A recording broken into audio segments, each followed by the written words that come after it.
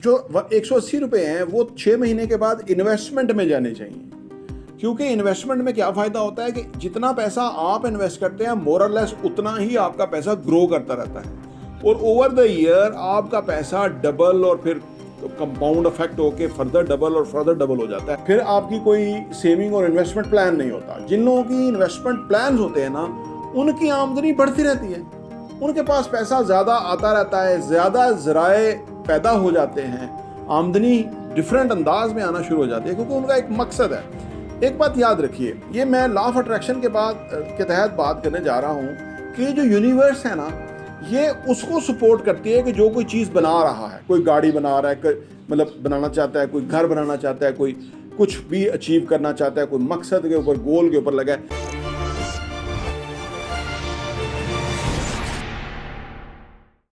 बिस्मिल्लाहिर्रहमानिर्रहीम, अस्सलाम वालेकुम रहमतुल्लाहि व बरकातहू। मेरा नाम अहमद अकील है, आप देख रहे हैं प्रॉपर्टी विजन टीवी।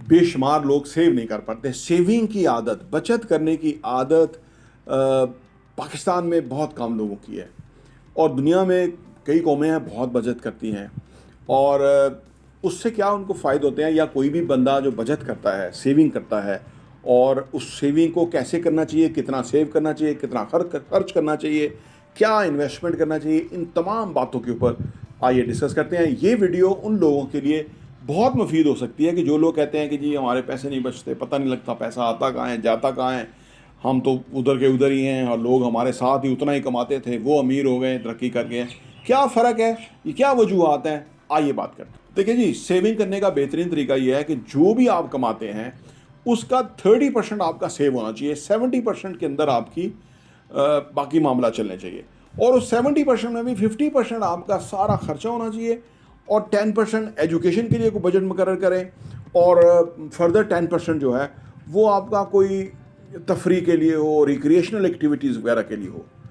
अब बहुत सारे लोग जो है ना, ये मैं बाद में बात करता हूँ कि जिनकी आमदनी कम है वो आमदनी कैसे बढ़ाएं, लेकिन ये मैं आपको फार्मूला तो पहले पूरा बता दूँ कि यानी 50% खाने पीने, रहने, किराया, घर, सारे खर्चे निकलने चाहिए, 10% एजुकेशन के ऊपर खर्च होना चाहिए, 10% तफरी रिक्रिएशनल एक्टिविटीज़ के ऊपर खर्च होना चाहिए और 30% आपका सेविंग में जाना चाहिए। 30% अपनी आमदनी का आप सेविंग करेंगे, 6 महीने तक की सेविंग आपके पास होगी ताकि वो आपका बैकअप प्लान है, कभी कोई ज़रूरत पड़ जाती है तो उसमें से आप खर्च कर सकते हैं। 6 महीने के अलावा जो पैसा आपका बचे, यानी अगर फ़र्ज़ करें 100 रुपये आपकी आमदनी है और 30% आपने हर महीने बचाना है और 6 महीने आपका 30% बचता है, तो वो आप समझ लीजिए कि 180 रुपये बन जाते हैं। 180 रुपये आपके पास बैकअप प्लान होना चाहिए और आपका फर्ज करो मैंने जो बताया कि 70 रुपीज़ खर्चा है या जो भी है, तो अब जो 180 रुपये हैं वो 6 महीने के बाद इन्वेस्टमेंट में जाने चाहिए, क्योंकि इन्वेस्टमेंट में क्या फ़ायदा होता है कि जितना पैसा आप इन्वेस्ट करते हैं मोर और लेस उतना ही आपका पैसा ग्रो करता रहता है और ओवर द ईयर आपका पैसा डबल और फिर कंपाउंड इफेक्ट होके फर्दर डबल और फर्दर डबल हो जाता है। इससे आपकी फाइनेंशियल स्टेबिलिटी और फाइनेंशियल फ्रीडम आती है। देखिए, इस तमाम काम साथ साथ चलने चाहिए। मैंने एजुकेशन का भी बजट आपको 10% बताया, 10% तफरी और रिक्रिएशनल एक्टिविटीज़ का, आप कहीं घूमने जाएं, साल में सैर करें, ये सारा उसका बजट होना चाहिए और 50% से आपका काम चलना चाहिए। ये बेहतरीन फार्मूला है, जितनी जल्दी ज़िंदगी में आप इसको अडाप्ट कर लें, 20 की उम्र में अगर आप कमाना शुरू करते हैं, इस फार्मूले को अडाप्ट कर लें, ये फार्मूला अगले 20 सालों में आपको अमीर बना देगा, खुशहाल बना देगा। ये बेशुमार लोगों को पता नहीं है, वो इसी वजह से ज़िंदगी में पीछे हैं, उनका जितना कमाते हैं उससे ज़्यादा खर्चा है और उनकी कोई रिस्पेक्ट इज़्ज़त नहीं है। सेविंग करने से आपका जो एक सेटिस्फेक्शन का लेवल है वो बहुत अप हो जाता है। इससे आप रिस्पॉन्सिबल इंसान अपने आप को समझते हैं, क्योंकि जो ही हम अपने आप को जो हम होते हैं वो हम अपने आप को समझते हैं। अगर हम फजूल खर्चे, हमें पता है हम फजूल खर्चे, अगर हम इन्वेस्टमेंट सेविंग करने वाले हैं तो हमें पता है हम रिस्पॉन्सिबल और ज़िम्मेदार है और हम फ्यूचर में हमने इन्वेस्ट कर रखा है। इससे हमारा सेल्फ इमेज बहुत अच्छा बनता है। जिसका जितना अच्छा सेल्फ इमेज होगा उतनी ही ज़िंदगी के अंदर वो फर्दर उसी लाइन में आगे कामयाबियाँ समेटता आगे बढ़ता हो जाएगा। आखिर में बात करते हैं कि जो लोग कहते हैं कि हमारी आमदनी नहीं है। देखिए, आमदनी इसलिए नहीं होती, कोई आपका बजट नहीं होता, फिर आपकी कोई सेविंग और इन्वेस्टमेंट प्लान नहीं होता। जिन लोगों की इन्वेस्टमेंट प्लान होते हैं ना, उनकी आमदनी बढ़ती रहती है, उनके पास पैसा ज़्यादा आता रहता है, ज़्यादा ज़राए पैदा हो जाते हैं, आमदनी डिफरेंट अंदाज में आना शुरू हो जाती है, क्योंकि उनका एक मकसद है। एक बात याद रखिए, ये मैं लॉ ऑफ अट्रैक्शन के तहत बात करने जा रहा हूँ कि जो यूनिवर्स है ना, ये उसको सपोर्ट करती है कि जो कोई चीज़ बना रहा है, कोई गाड़ी बना रहा है, मतलब बनाना चाहता है, कोई घर बनाना चाहता है, कोई कुछ भी अचीव करना चाहता है, कोई मकसद के ऊपर, गोल के ऊपर लगा है, ये पूरी कायनात उसको सपोर्ट करती है। ये कायनात एक एनर्जी है। जैसे मैं आपसे बात कर रहा हूँ ना, ये जो बात करने का अंदाज़ है ना, लोगों को बहुत पसंद आता है। वो कहते हैं ये एनर्जी है, यानी उनको ये मोटिवेट कर जाती है बात, क्योंकि ये एनर्जी है। और ये नहीं कि मेरी एनर्जी अलग है, आपकी अलग है और ये और एनर्जी अलग है। नो, एनर्जी एक ही है वो ट्रैवल करती है, और वो एनर्जी जो है वो डिफरेंट शेप अख्तियार करती है।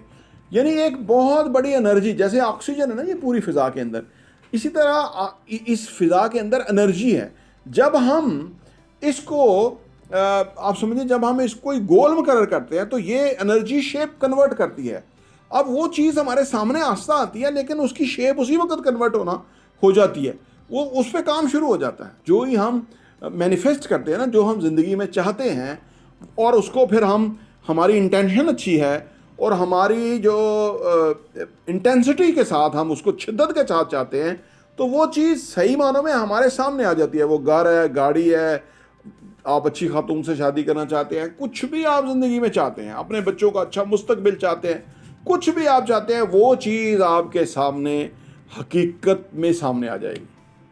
अब कितनी इंटेंसिटी और इंटेंशन के साथ और आप उसको चाहते हैं और उसके लिए आप क्या एफर्ट करते हैं, सिर्फ सोचना काफ़ी नहीं है, आप उस डायरेक्शन के अंदर आगे बढ़ते हैं तो वो चीज़ आपके सामने आती है। क्योंकि ये पूरी यूनिवर्स ये सपोर्ट उसको करती है कि जो कुछ क्रिएट करना चाहता है। ये दरअसल दुनिया क्रिएटर्स की पैराडाइज है, और लोग जो हैं वो क्रिएटर बनना नहीं चाहते, तो इसलिए वो भूखे रहते हैं, पुअर रहते हैं, गरीब रहते हैं, पीछे रहते हैं, अनहैप्पी रहते हैं, बीमार रहते हैं। अगर वो कुछ बनाना शुरू कर दे तो वो ज़िंदगी में खुशहाल होंगे। कोई समोसे बना रहा है, कोई गाड़ी बना रहा है, साइकिल बना रहा है, कोई कुछ बना रहा है, जो बना रहा है वो कामयाब है, वो खुशहाल है, वो पैसा कमा रहा है। कोई इट्स ए स्मॉल यूनिट हो सकता है, छोटी फैक्ट्री हो सकती है, एक कारखाना हो सकता है, वो खुशहाल है, उसका काम बेहतरीन चलेगा, उसके पास पैसे की परवाह नहीं होगी। जब तक कि आप कुछ बनाना नहीं शुरू करेंगे, आपका पैसा आपके पास आ नहीं सकता।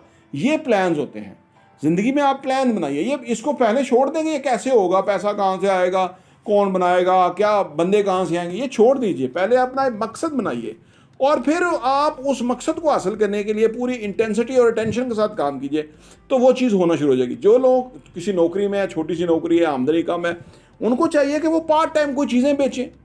कोई इतवार बाज़ार में स्टॉल लगा सकते हैं, कोई छोटी सी दुकान शुरू कर सकते हैं, कुछ बना के बेच सकते हैं। काफ़ी कुछ चीज़ें घरों से बना के आप बाहर जाके सेल कर सकते हैं। बहुत कुछ है, कोई पानी बेच सकते हैं, कोई जूस बेच सकते हैं, कोई वन डिश बेच सकते हैं, कुछ भी आप इजीली बना के बेच सकते हैं।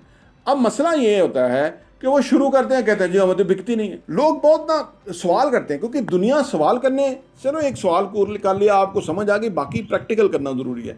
अब वो बिकता इसलिए नहीं है कि उसके अंदर आपने अपनी रूह नहीं डाली, उसमें आपने पूरी इंटेंशन नहीं डाली, उसको आपने एक मास्टरपीस नहीं बनाया, तो वो बिकेगा नहीं। वैसे तो नहीं होता हर बंदा जाके बेचे, गंदा गली सारा खाने लोग शुरू करें। नो, आपको यूनिकनेस बनानी है, आपको इनोवेट करना है, आपको वो खूबसूरत बनाना है, आपको ये सोच के बनाना है कि वो जो मैं बेचने जा रहा हूँ वो मार्केट में कम प्राइस है, वैल्यू है पैसे की, क्वालिटी अच्छी है, देन वो आपका बिकेगा और आप उसमें बहुत पैसा कमा सकेंगे। इन बुनियादी लाइंस के ऊपर काम करें जिनकी आमदनी नहीं बढ़ सक रही। ये वजूहात हैं। देखिए, इंसान को अल्लाह ने सलाहियतों के साथ पैदा किया है, लेकिन अगर वो उन सलाहियतों का इजहार नहीं करेगा तो वो कमा नहीं सकेगा। आपके मुंह में कोई रोटी नहीं डालेगा, कोई आपके मुंह में खाना नहीं डालेगा, आपको मांगना पड़ेगा। वो देखो ना, वो भी आप अपने आप की सेल्फ स्टीम को कितना नीचे करके आगे हाथ फैलाना पड़ता है। तो लिहाजा आप जब वो चीज़ बनाएंगे कि जो मार्केट की नीड और रिक्वायरमेंट है, और फिर देखेंगे, फीडबैक लेंगे। देखिए, एक शख्स ने, इतनी बड़ी दुनिया का दूसरा अमीर तरीन इंसान है, इसी बेसिस के ऊपर उसने दुनिया की बहुत बड़ी कंपनी अमेज़ॉन खड़ी कर दी। वो किताबें बेचता था ऑनलाइन, उसने और प्रोडक्ट बनाई, लोगों की फीडबैक आई, उसने देखा लोगों को क्या चाहिए, वो इस तरह बनाना शुरू हो गया। आज वो दुनिया का पहला, दूसरा, तीसरा अमीर तरीन इंसान है। $200-250 बिलियन की उसकी नेटवर्थ है। तो इस फार्मूले को दुनिया ने बहुत पहले समझ लिया था, इसलिए उन्होंने अप्लाई किया, कामयाब हो गए। आप भी करें तो कामयाब होंगे। प्रॉपर्टी टीवी देखने का बहुत बहुत शुक्रिया।